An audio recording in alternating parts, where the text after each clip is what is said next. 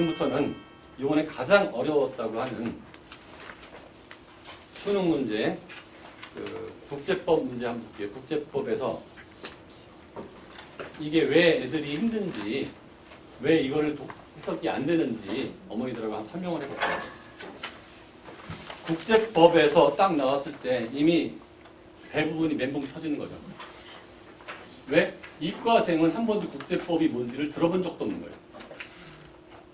문과생 중에서도 법과 정치를 선택한 10% 정도 아이들은 국제법을 봤지만 문과 학생의 90%도 국제법이 뭔지 모르는 거죠. 이해되시죠? 일단 내가 모르는 어휘가 딱 떴어요. 여기에 뭐 사회 현상을 이러면 문과 애들 되게 좋아하죠. 사회문화 선택한 애가 50% 넘으니까. 그런 거는 공부할 필요가 없는 거예요. 나도 알고 쟤도 아는 거예요. 국제법에서 일반적으로 조약은, 이 조약도 뭔지 모르잖아요. 국가나 국제기구들이 그들 사이에 지켜야 할 구체적인 권리와 의무, 대충 무슨 뜻이 나겠죠? 명시적으로 합의하여 창출하는 규범이며 국제관습법은 또 이상하게 나왔네요. 관습법은 또 뭐야? 조약 체결과 관계없이 국제사회 일반이 받아들여 지키고 있는 보편적인, 자 여기서 보편적인 누구나 지켜야 할 보편적인은 누구나예요. 누구나. 규범이다. 반면에 다행이네요. 반면이 아니에요. 경제 관련 국제기구에서 어떤 결정을 하였을 경우, 그럼 여기서도 국제법이 만들어지겠네요. 그죠? 이 결정사항 자체는, 야, 이 말이 또 어려운 말이 나왔어요. 권고적 효력. 야, 이건 또 뭐야? 권고적 효력만 있을 뿐 법적 구속력은 없다. 여기서 이미 확 하는 거예요. 권고적 효력은 있을 뿐 법적 구속력이 없다를 딱 읽었을 때 머릿속에 번역기가 확 돌아야 돼요. 그쵸? 욕은 먹을지언정 벌은 안 쓴다. 무슨 말인지 알겠죠? 교통경찰한테 운전 똑바로 하세요. 권고적 효력. 벌금 내세요. 법률적 효력이죠. 법적 구속력. 면허 정지 이런 법적 구속력. 그런 식으로 다음부터 그 식으로 하면 안 됩니다. 권고적 효력. 자, 권고적 효력을 읽을 때 대충 뭐 지켜도 되고 말고 법적 구속력 안 지키면 깜빵 가거나 벌금 내고 요 생각이 머릿속에 딱 돌았으면 성공. 요게 안 돌아섰으면 그 다음부터 읽히지도 않는 거예요. 이게 핵심 키워드 두 개거든요. 이 글에.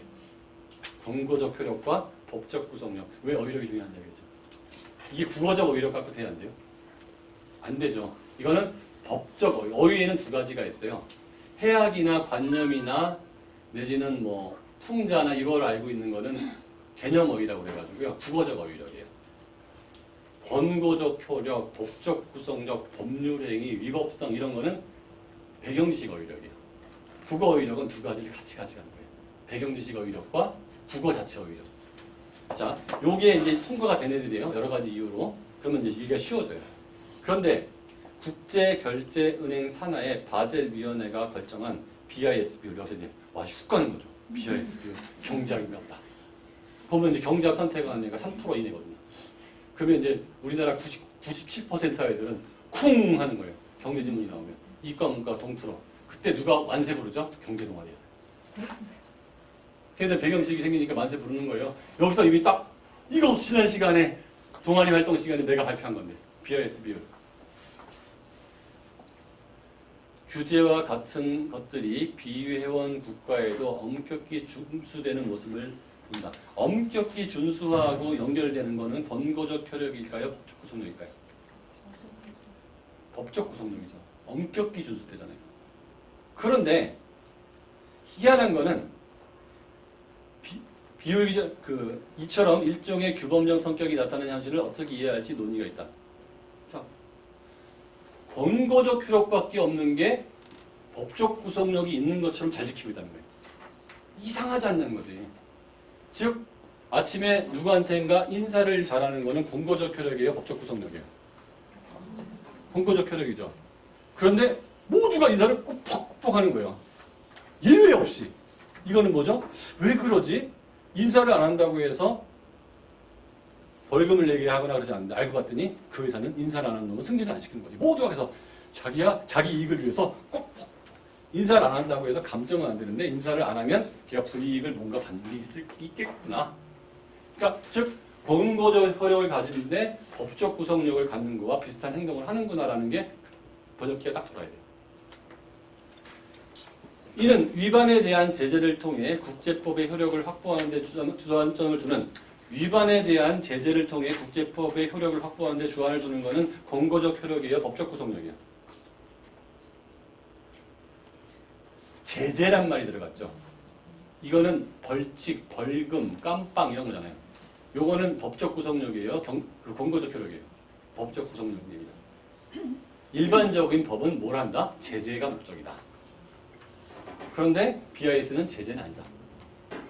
되돌아보게 된다. 곧 신뢰가 형성하는 구속력에 주목하는 것이다. 아, 이유가 이거구나. 신뢰가 형성하는 구속력이라는 게 법적 구속력만큼 중요한 뭐가 있구나. 그렇죠? 권고적 효력과 법적 구속력이 얘기 나왔고, 근데 이 BIS 비율은 법적 구속력이 없는데 엄격히 준수되고 있어. 제재를 일반적으로 하는 국제법하고 좀 다르네. 그런데 알고 봤더니 이 구속력에 신뢰의 구속력이라는 게 의미가 있구나. 신뢰. 첫 번째 패러그래프에 쉽게 이해됐죠? BIS 비율은 은행의 재무 건전성, 또 펑 가는 거예요. 여기서 재무 건전성. 재무 건전성을 국어로 하면 뭘까요?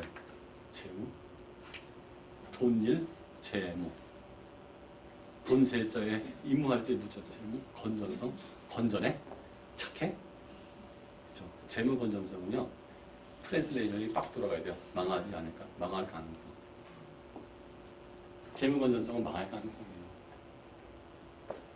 망하지 않을 가능성이죠. 망하지 않을 가능성. 재무 건전성을 유지하는데 필요한 최소한 자기자본 비율, 내 돈, 자기자본 비율, 내 돈을 설정하여 궁극적으로 예금자와 금융 시스템 보호. 이게 뭐 어렵죠. 즉 재무 건전성을 유지했을 때 예금자와 금융 시스템을 보호한다는 게 뭐냐? 아주 간단해요. 소비자가 은행에 돈 찾으러 갔을 때 돈 없어요 소리 안 나게 만든다는 거예요. 누군가가 은행에서 내 돈 주세요 하는데 우리 돈 없는데요. 뱅크럽 되지 않게 만들게 하겠다는 게 이 제도의 목적인 거예요. 그러려면 남의 돈이 많아야 돼요? 내 돈이 많아야 돼요? 은행이 내 돈이 많아야 돈을 달래면 아무 때나 줄 거 아니에요. 내 돈이 없으면 못 줄 거 아닙니까? 이게 그 얘기예요. 바젤위원회에서는 BIS 비율이 망하지 않을 가능성이 적어도 규제 비율이 8%는 돼야 된다. 즉 BIS 비율은 위험 가중자산, 위험한 돈, 자기 자본, 내 돈 비율이 몇 프로? 8% 이상이겠죠. 그러니까 내 돈 비율이 8%는 갖고 있어야 된다. 이렇게 팍 돌아가면 되거든요. 이 자세한 내용은 몰라도 돼요. 이런 뜻이겠구나. 여기서 자기 자본은 나오네요. 그렇죠? 은행의 기본 자본, 보완 자본, 단기 후순위 채무의 합. 요 세 가지죠.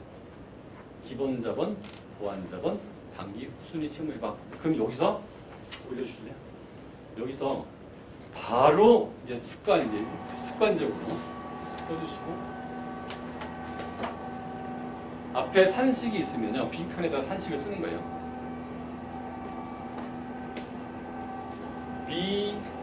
BIS는 우리 기본적인 연산을 해야죠. 밑에 분모가 뭐예요? 분자가 뭐예요? 자기 자본이죠. 기본 자본 더하기 보완 자본 더하기 단기 후순위 채무.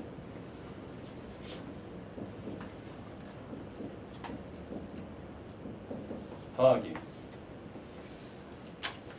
보완 자본 더하기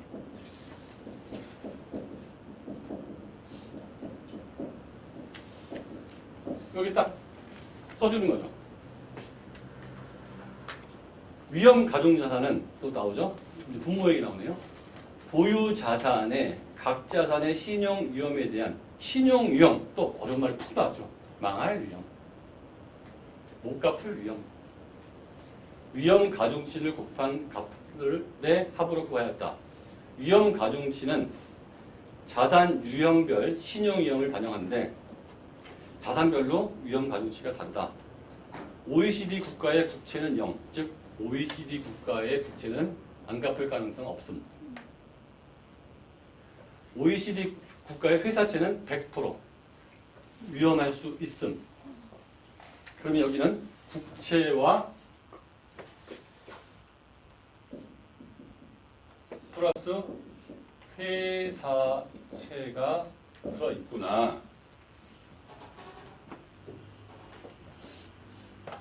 이후 금융자산의 가격 변동에 따른 시장 위험, 또 어려운 말 뻥 나왔죠? 시장 위험이 뭐냐면요. 주식이 내려가거나 금리가 변동하거나 환율이 변동했을 때 이 회사가 위험해질 수 있는. 근데 회사가 위험해질 수 있는 방법은 두 가지거든요. 장사를 못해서. 누가 그 회사 돈을 들고 튀어서. 노조가 싸워서. 이거는 회사 위험이에요. 시장 위험은 미국의 금융사태가 벌어져서 금리가 떨어져서 환율이 변동해서 원유값이 올라서 이건 얘하고 관계없는 시장의 문제 때문에 이 회사의 위험이 올라가거나 내려갈 수 있다 없다? 있다는 거죠. 이 생각이 딱 떠올라야 되는 거예요. 시장 위험이라는. 근데 시장 위험이 뭐예요? 시장 갈 때 소매치기? 이런 건 아니잖아요. 시장 위험도 반영해야 한다는 요구가 커지자 바젤위원회는 위험 가중자산을 신용 위험에 따른 부분과 시장 위험에 따른 부분의 합으로 새로 정리했다. 위험 가중치를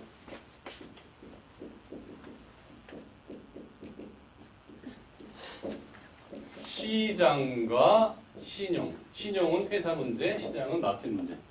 이걸로 새로 정의했다. 신용 위험의 경우와 달리 시장 위험의 측정 방식은 신용 위험은 측정 방식이 정해져 있는데 시장 위험의 측정 방식은 감독기관, 나라마다, 감독기관이 나라겠죠. 우리 같은 경우 재무부, 재경부, 나라마다 은행의 선택에 따라 사용할 수 있게 했다. 그러니까 요거는 규정이 있고 요거는 그때 변경 가능. 그렇죠? 자율 선택. 왜냐하면 영국에서 금리가 떨어지는 것 때문에 얼만큼 반영해야 될지를 전 세계가 일괄적으로 딱 맞추기 힘들다는 거죠. 미국에서 뭐 환율이 어떻게 바뀌었기 때문에 한국 영향을 덜 받을 수도 있고 어느 날 더 받을 수도 있는데 그걸 일괄적으로 적용을 안 하겠다는 거죠. 국가의 승인하에 그 은행의 선택에 따라 요거는 더 반영할 수도 있고 덜 반영할 수도 있다. 그래서 바젤 1 협약이 완성되었다. 이게 바젤 1 협약이에요. 금융혁신의 진전으로 바젤 1 협약에 한계가 들어가자. 한계 동그라미 씌워야죠.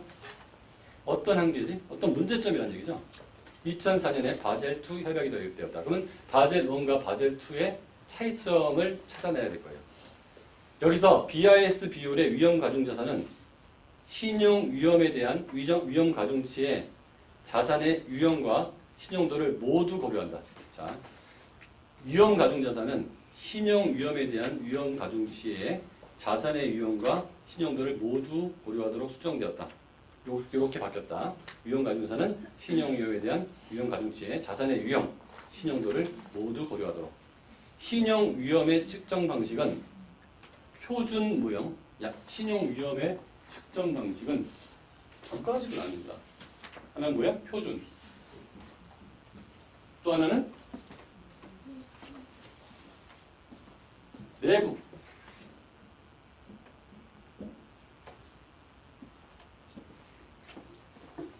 하나를 은행이 이용할 수 있게 했다. 은행이 둘 중에 하나를 이용할 수 있다는 거죠. 선택이 은행한테 있는 거예요. 표준 모형에서는 OECD 국가의 국채는 0에서 150%까지. 옛날에 얼마였죠? 여기서 국채가 0이었고요. 회사채는 얼마였어요? 100이었죠. 여기서는 얼마예요? 국채는 0에서 150. 회사채는 20에서 150. 즉 여기서 이렇게 바뀌었다는 건요. 나라도 망할 가능성이 생겼다는 거예요. 옛날엔 나라는 안 망할 거라고 본 거잖아요. 여기 해석이 딱 돌아가는 거예요. 바젤2에서는 망하는 나라 있다 없다? 베네수엘라 같은 거 망했잖아요. 망하는 나라도 있다. 한국도 IMF 때 국가 신용도 떨어졌었잖아요. 그러니까 국가라고 하지만 국채를 못 갚는 국가가 나올 수도 있다 없다? 있다는 것을 보여줘요. 그러니까 이 해석기가 딱 돌아가는 거죠. 아, 국채가 0에서 150이 됐다는 것은 나라도 망할 가능성이 있구나. 근데 회사채보다는 높다 낮다 아직도? 0까지 있으니까 회사채는 스타트가 20이고 근데 여기서 회사채가 얼마였어요? 무조건 이걸 배겼죠. 국가보다도 더 안전한 회사가 있다 없다? 삼성전자 같은 경우는 웬만하면 국가보다 안전한 거예요. 돈 갚을 가능성이. 국가는 안 갚아도 삼성전자나 구글은 갚을 거라고 보는 거잖아요. 마이크로소프트는 국가보다도 안전할 가능성도 있어서 국가보다도 가중치가 낮은 회사채가 있다 없다? 있다는 거죠. 바제트에서.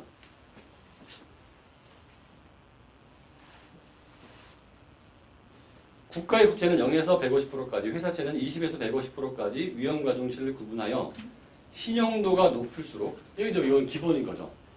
여기서 이제 채권 발행에 대한 얘기가 좀 나오는데, 예를 들어서 삼성전자가 돈이 필요해서 채권을 발행하면 이자를 만약에 3%를 준다 그러면 동신전자는 그런 회사가 있는지 모르겠지만 3%보다는 이자를 더 줘야 될까요? 적게 줘야 될까요? 더 줘야죠. 위험하니까. 못 갚을 가능성이 있으면 이자라도 많이 줘야 될 거 아니에요? 여러분들이 은행에 돈을 넣었을 때와 신용금고에 돈을 넣었을 때 어디서 돈을 더 많이 줘요? 이자를? 신용금고가 돈 많이 주죠? 신용금고는 망할 가능성이 은행보다 높기 때문에 그거예요. 그러니까 회사 신용도가 높을수록 위험 가중치는 떨어지는 거예요. 회사채는 20%에서 150%까지 위험 가중치를 구분하여 신용도가 높을수록 낮게 부과한다. 매출치 쳐야죠. 위험 가중치는 신용도가 높을수록 안 갚을 가능성이 작다. 갚는다. 예를 들어 실제 보유한 회사채가 100억 원인데 신용 위험 가중치가 20%라면 이 표에서는 분자가 커야 좋은 거예요? 분모가 커야 좋은 거예요? 8% 이상이어야 되잖아요. 네? 그러니까 이게 커야 좋은 거잖아요. 이건 낮을수록 좋은 거잖아요. 그러니까 이 상태에서는 국채가 많은 게 좋아요? 회사채가 많은 게 좋아요? 국채가 많은 게 좋은 거죠. 그렇죠? 그리고 20%짜리가 많은 게 좋은 거예요? 150%짜리 많은 게 좋은 거예요? 2%짜리 많은 게 좋은 거죠. 그러니까 100억 원의 회사채가 있는데 그 중에서 원래는 100억을 옛날엔 다 반영을 했는데 이제 얼마 반영한다? 20억만 반영하는 거죠. 여기 케이스는. 20억만 으로 계산한다. 내부 모형은 은행이 선택한 위험 측정 방식을 아까 똑같은 표현이 어디 나오죠? 위에서? 감독기관의 승인하에 은행이 사용할 수 있도록 하는 것이다. 이거하고 똑같은 거 어디 나와요? 위에? 위에 쭉 올라가면 그죠? 선택을 하라고 한 이게 몇 주죠?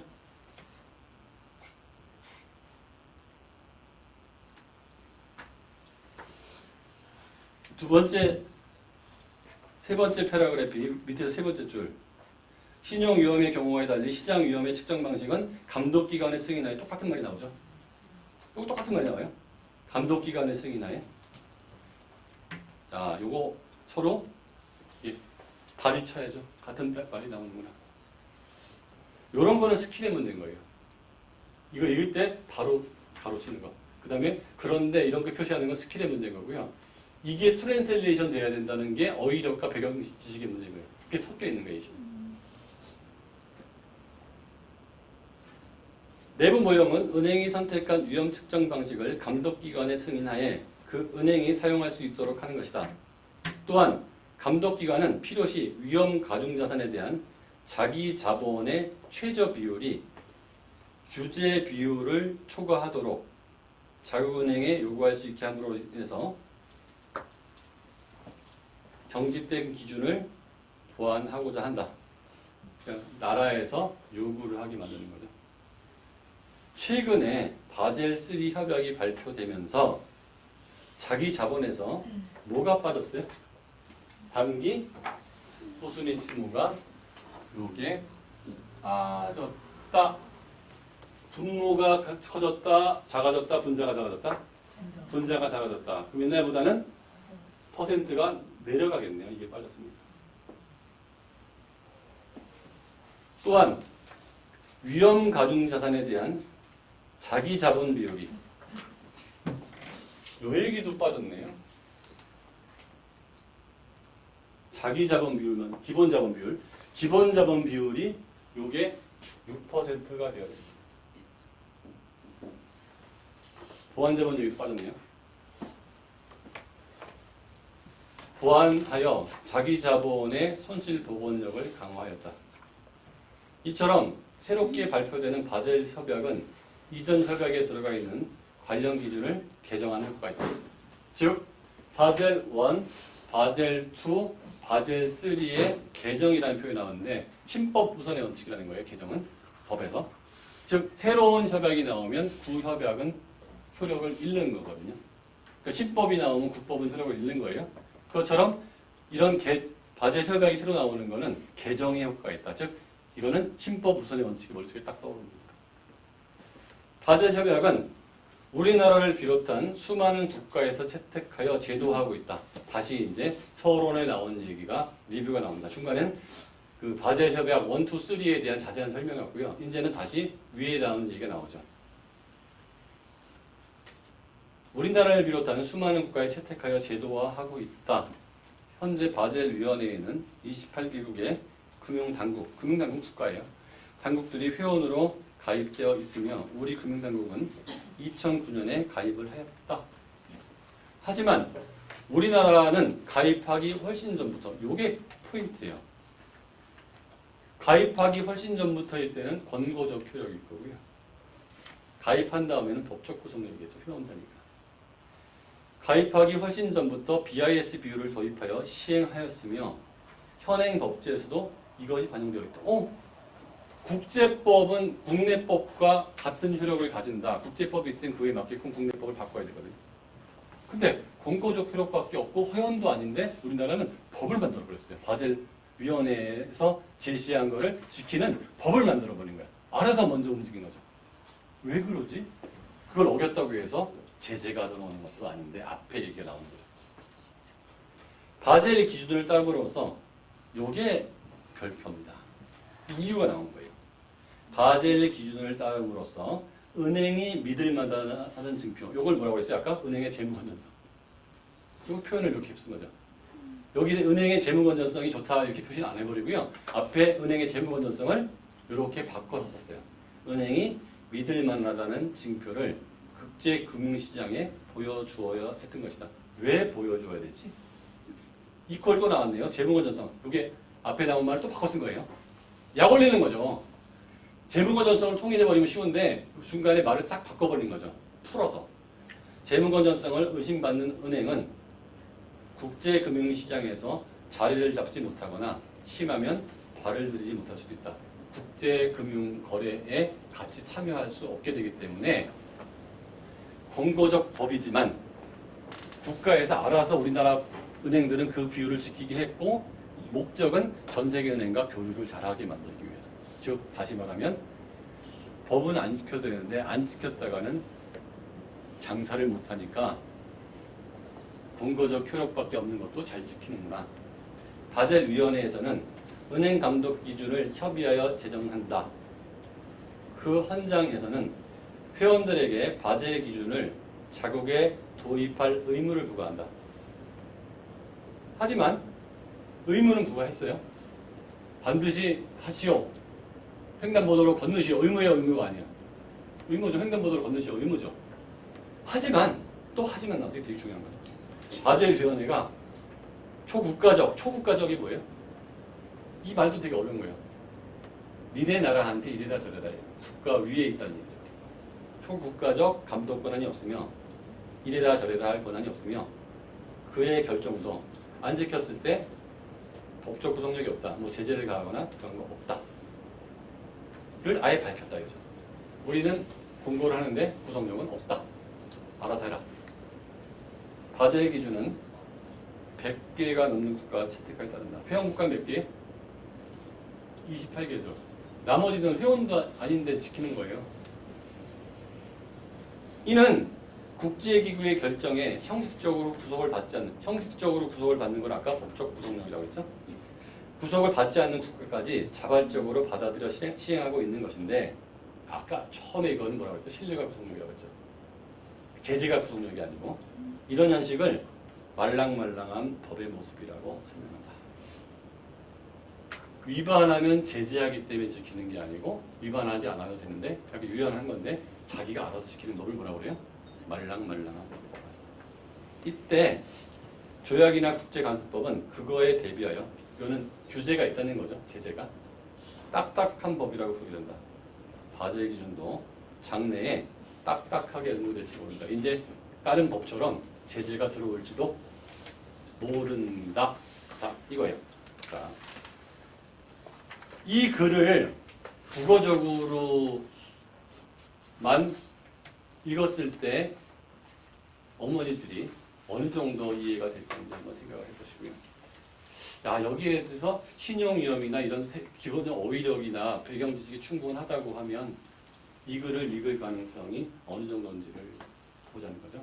그러면 우리가 대학을 가려고 할 때 굉장히 많은 노력을 하거든요. 수학 문제를 그렇게 풀어대는 이유가 그 수학 문제가 그대로 나와서가 아니잖아요. 이렇게 많은 수학 문제를 풀면서 수학 실력이 1mm씩 올라가는 거잖아요. 1mm씩. 그 구조 없이 가는 사고력 수학을 하는 게 바로 나오는 게 아니잖아요. 어떤 문제가 나와도 1mm씩 적응력을 높이려고 계속 노력하는 거잖아요. 수학은 다 그렇게 하고 있어요. 근데 국어하고 수학하고 변별력이 국어가 더 세거나 비슷해졌어요. 국어에도 뭔가 노력은 좀 하고 있어야 되는 거 아니에요? 학교 공부 이외에 뭔가 노력은 수학에서 그렇게 하는데 수학으로 대학에 가는 비중과 국어를 대학에 가는 비중이 완전 이퀄이라면 아무것도 안 하고 있는데 뭔가 하고 있어야 되는 게 그게 제가 말하는 어휘력 공부 좀 하고 배경지식 공부 좀 하고 스킬 공부 좀 하자고 그러는데 문법 공부 좀 하고 문법하고 스킬은 파이널이 있어요. 수학하고 다르게. 그럼 어휘력과 나중에 독해력은 파이널이 없잖아요. 어휘력은 끝이 없잖아요. 그런데 이거를 공부할 때 당연히 나왔으면 대박 터지는 건데 꾸준히 이런 어려운 글들 뭐 KDI 논문을 읽든지 법학개론에서 한 페이지 잘라 읽든지 프로이드 책을 한 페이지 잘라 읽든지 근데 나올 만한 게 분석을 해보면 뻔하거든요. 제일 많이 나오는 게 경제지문이에요. 작년에도 법지문 나왔고요. 철학지문, 논리학지문, 역사지문이 많이 안 나와요. 그리고 과학지문은 어차피 나와도 해결이 안 돼요. 내가 과학지문을 읽자고 지금 물리생물을 공부할 수는 없잖아요. 문과가. 그러니까 이거는 나오면 나도 모르고 쟤도 모르는 상태예요. 근데 대비할 수 있는 것만 대비해도 많은 걸 대비한다는 거죠. 대비할 수 없는 것까지는 나도 못하고 쟤도 못하는 건 빼자는 거예요. 그리고서 문제를 한번 풀어볼게요. 37번. 윗글의 내용 전개 방식으로 가장 적절한 것은 1번. 특정한 국제적 기준의 내용과 바젤 협약이죠. 그 변화 양상을 서술하여 국제사회에서 작용하는 규범성을 설명하고 있다. 무조건 맞네요. 2, 3, 4번 뭐 다른 거 틀린 걸 찾아보시고. 38번. 윗글에서 알 수 있는 내용으로 적절하지 않는 것은 3번 볼게요. 딱딱한 법에서는 일반적인 제재보다는 뭐로서? 신뢰로서. 이건 무슨 법이죠? 말랑말랑한 법이었죠? 다 보이세요?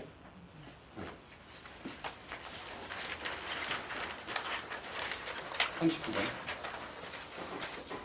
BIS 비율에 대한 이해로 가장 적절한 것은 4번 볼게요. 바젤2 협약에 따르면 시장 위험의 경우와 마찬가지로 감독기관의 승인하에 은행이 선택하며 사용할 수 있는 신용위험의 측정 방식이 있다. 아까 똑같은 거 짝대기 치라고 그랬죠? 같은 표현 두 개 있는 거. 나머지는 다 쉽게 보여요. 지금 내가 급하니까 틀린 거 안 보이는데 나머지가 왜 틀렸는지를 제 설명을 들으셨다고 그러면 보이세요. 40번 문제가 이제 가장 애들이 많이 틀렸습니다. 왜 많이 틀렸느냐? 숫자가 나오면 애들이 약해요. 뭔가 계산을 해야 되거든요. 여기서 드디어 수학이 나온 거예요. 국어시험에서. 대단한 수학은 아니에요. 자, 이게 정답률 가장 어려웠던 이번에 문제예요. 갑은행이 어느 해 말 발표한 자기자본 및 위험 가중자산은 아래 표와 같다. 갑은행은 OECD 국가의 국채회사채. OECD 국가의 국채회사채. 아까 요거였는데 한번 변화가 있었어요.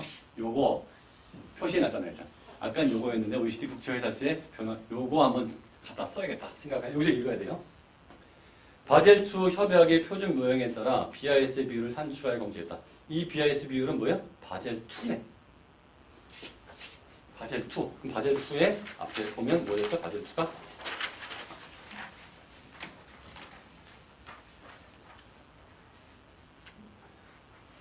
바젤 1 협약의 한계도자 2004 바젤 2에 따른 위험 가중자산 어쩌고저쩌고 해서 저게 바젤 2네요. 그죠? 요 기준이다. 그죠? 그러면 회사채에 반영된 위험 가중치는 50%다. 그 외의 자본 및 자산은 모두 무시한다. 회사채에 반영한 비율은 50%다. 1번. 갑은행이 공시한 BIS 비율은 바젤위원회가 제시한 규제 비율을 상회하겠군. 자, 기본 자본 얼마야? 50억. 보완 자본 얼마야? 20억. 단기 수익채무 얼마야? 40억. 그럼 다 더하면 얼마야? 연산이 나왔습니다. 110억이야. 이래서 힘든 거야. 국어에서 더하기가 나오잖아. 진짜로요. 50 더하기 얼마야? 20 더하기 40.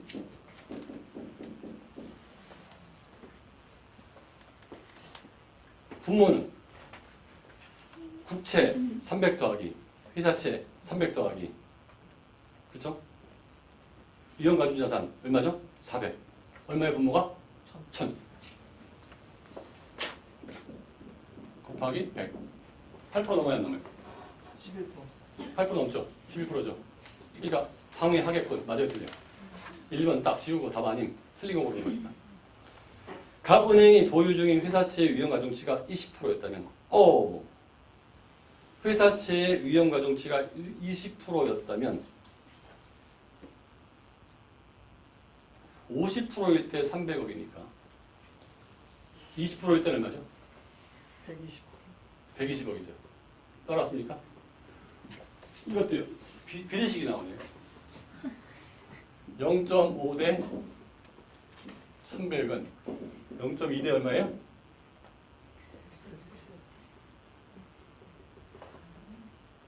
X. 그렇죠? 120억이죠.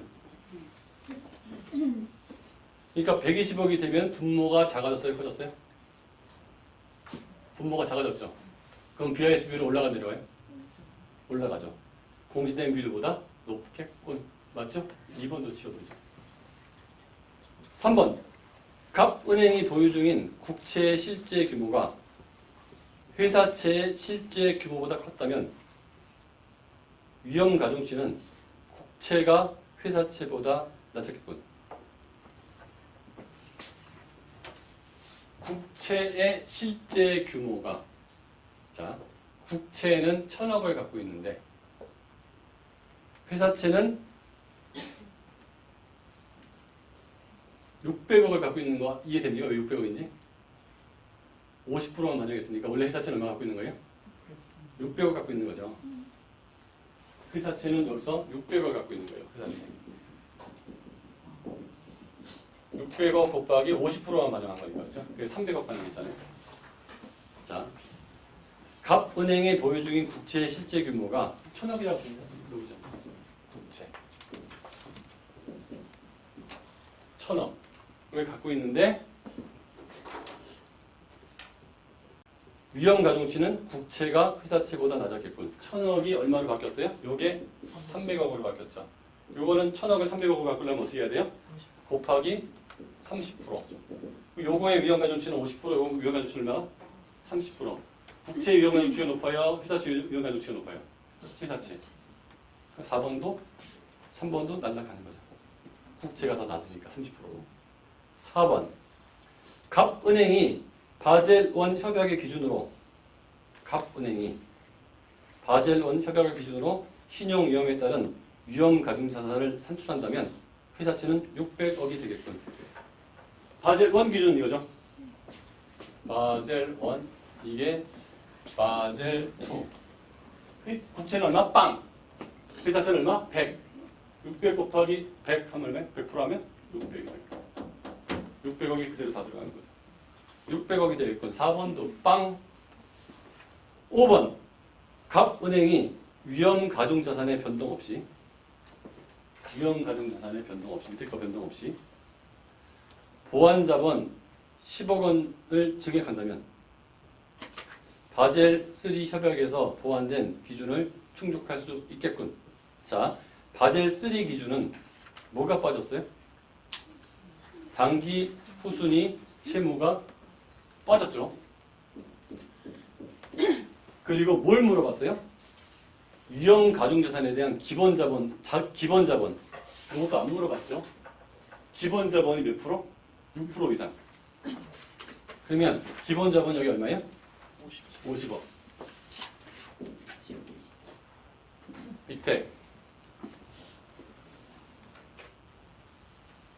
밑에는 1000. 근데 여기서 보완 자본을 10억 늘린다고 그랬죠. 기본 자본만 물어보기 때문에 보완 자본이 늘어가고 안 늘어가고는 바젤 협약 기준에 영향을 줘야 안 줘요? 안 주죠. 그러니까 그대로 5%죠. 이거는 6%보다 작죠. 그러니까 보완된 기준을 충족할 수 있다 없다? 없죠. 답은 뭐예요? 5. 41번 볼게요. 기억에 해당하는 사례로 특정한 것은 기억은 뭐죠? 말랑말랑한 법. 말랑말랑한 법은 뭐죠? 지키지 않아도 되는데 알아서 지키는 법. 바젤 위원회의 회원이 없는 국가에서 바젤 기준을 제도화하여 국내에 효력이 발생하도록 한다. 맞죠? 이거죠. 지키지 않아도 되는데 회원이 아닐 때도 내가 지켰잖아요. 문맥상 A부터 E까지 바꿔쓰기에 적절한 것은 A가 뭐예요? 이게 잘 안 보여 나는 이제. 고려하도록 자산의 유형과 신용. 애들은 이런 거 잘 봐요. 내용을 몰라서 그렇지. 자산의 유형과 신용도를 모두 고려하도록, 반영하도록, 산출하도록. 맞죠? B. 규제 비율을 초과하도록 8%가 넘도록. 맞죠? 초과니까. 이거는 수학 시간에 배운 거죠. C. 발을 들이지. 그 바닥에 살아남지. 거래할 수 있지. 이건 틀리죠? 가입하는 게 아니고 금융거래를 국제기관과 할 수 있을지. 4번. 법적 구속력이 없다. 법적 구속력이 없다는 거 아까 얘기했잖아요. 근거적 기록만 있고. 5번. 딱딱하게 응모된다. 조약이나 국제관습법에 대해서 법적 구속력이 생길 수도 있다. 자, 어머니들이 옛날에 공부를 해보고 공백 기간이 굉장히 길었을 거라고 생각해요. 공부를 해보면 지금 제가 미적분을 이렇게 자세히 설명했으면 이렇게 초롱초롱한 눈으로 안 보셨을 텐데 국어기 때문에 그러니까 대답은 안 하셔도 돼요.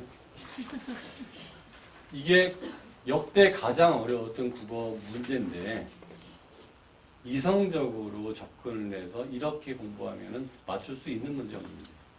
있는 문제다. 미적분하고는 다른 거예요. 미적분은 모르면 틀리는 건데 어차피 우리는 아침, 점심, 저녁 우리말을 써요. 신문도 읽고 글을 읽어요. 하지만 이런 유형의 문제에 익숙하게끔. 근데 제가 좀 공부가 출신이 아니에요. 그리고 제가 국어 수업할 때도 국어 선생님하고 같이 들어가는 경우가 많아요. 문법이나 시는 아마 그분이 저보다 잘 가르칠 수 있어요. 저도 계속 가르쳤기 때문에 가르칠 수 있거든요. 비문학은 제가 잘 가르치겠다는 생각이 드는 거예요. 왜냐하면 비문학에서는 스킬 플러스 저 이거 그냥 풀어본 거거든요. 지금 딴 문제 지금 제가 연필 쓰면서 푸시는 거 보셨잖아요. 저도 지금 다 이렇게 표시하는데 애들한테 제가 동그라미 칠 때 같이 동그라미 치자고 그래요. 제가 제 사고방식을 그대로 같이 주자는 거거든요.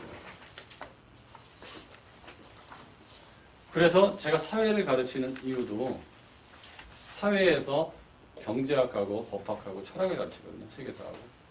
그게 단순히 고등학교 통합세에도 당연히 들어가지만 길게 봤을 때 배경 지식은 아이들이 알아서 배울 방법이 없는 거예요. 왜냐하면 이거는 중요한 배경 지식이고 안 중요한 배경 지식인 거를 학습자는 몰라요. 그래서 기업을 분석하는 주식 같은 거 해보신 적 있죠? 해보신 적이 있으신가요? 그러면 이 포가 어떻다는 둥, ROI가 어떻다는 둥, 그 다음에 자산이 어떻다는 둥, 자산주라는 둥, 이런 거 나오거든요. 그럼 자산 분석하거나 수익성 분석하는데 이런 것들은 항시 국어 지문에 나올 수 있는 영역이에요. 그 다음에 얼마 전에 그 외국 선물 잘못 선택했다가 ETF 같은 거 파생 상품들 있잖아요. 종류 설명해 놓고 이게 위험한지 이거 항상 국어 비문학 지문에 나올 수 있는 얘기죠. 그렇죠. 공공재 문제도 그럴 거고 그 다음에 이번에 5번 시험에서 인식론 나왔는데 칸트의 입장에서 소크라테스를 본다든지 소크라테스 입장에서 정약을 본다든지 이거는 항시 나올 수 있는 문제예요. 그러면 그 글을 읽어도 국어 시험이니까 배경식이 없어도 풀 수는 있어요. 그런데 이미 소크라테스의 철학의 내용이 뭔지를 알고 정약용의 철학의 내용이 뭔지를 알고 칸트의 철학의 내용이 뭔지를 알면 실수할 가능성이 되게 주는 거예요. 칸트의 의무로는 아픈 사람이 있으면 가서 구해주라는 거잖아요. 그게 인간이 할 도리라는 거 아니에요. 그런 그 정언명법이 뭐냐면 칸트 철학이 어렵긴 하지만 언제나 보편적으로 이렇게 얘기하는데 옛날 사람도 했어야 될 일을 네가 하고 미래의 사람도 했어야 될 일을 네가 하고 동양 사람도 했어야 될 일을 하고 할머니도 했어야 될 일을 하는데 누구 하나라도 하지 않아야 될 것 같은 일을 하지 말아야 돼요. 그게 칸트가 얘기한 거거든요. 정언명법이라고 해요. 이게 쉽게 해석하면 이거예요. 그런데 너를 위해서는 하지 말라는 거예요. 해야 되는 이유는 뭐예요? 의무기 때문에 하는 거예요. 그 의무는 신성하고 아름답다고 그랬어요. 칸트는.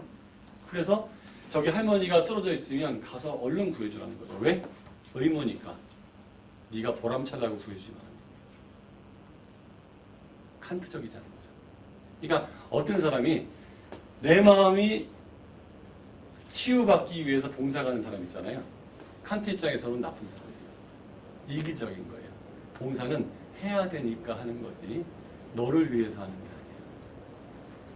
그런데 하고 났더니 기분이 좋은 거 있잖아요. 칸트는 기분 좋으려고 봉사활동하는 사람들을 경멸해요. 하고 났더니 기분 좋은 거 있잖아요. 칸트적인 거예요. 이거를 벤담이나 밀 입장에서 보면 웃기지 말라는 거예요. 공리주의. 네의 의도가 중요한 게 아니고 많은 사람이 행복, 최대 다수의 시대 행복이 중요한 거지 너의 의도는 그렇게 중요한 게 아니야. 이 둘의 생각은 엄청나게 차이가 나는데 칸트는 다분히 플라톤적이고요. 이데아. 벤담이나 밀은 다분히 아리스토텔레스적이에요. 이 아리스토텔레스와 플라톤은 소크라테스에서 퍼져나왔고요. 그래서 모든 유럽의 사상은 소크라테스 시작을 했고 아리스토텔레스의 얘기와 플라톤의 얘기로 나뉘어요. 그 이상 발전이 없었어요. 그래서 이 철학을 알고 나면 대부분의 윤리와 사람들의 얘기들이 국어 지문에 무지하게 나오는 거거든요. 그런데 윤리와 사상을 선택한 아이들은 꽤 많아요. 문과 쪽에는. 이과 쪽이죠.